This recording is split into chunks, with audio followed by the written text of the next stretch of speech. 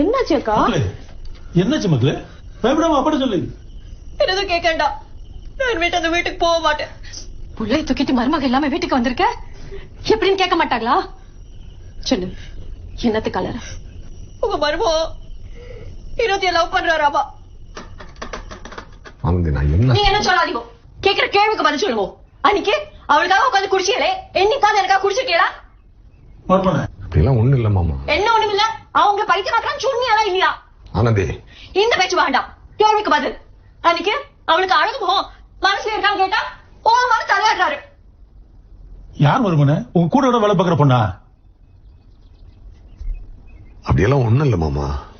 நீ யாரா? யார் எங்க இருக்கான்னு சொல்லேண்டி. அவ எங்க இருக்கா? அவதான் செத்து போயிட்டா.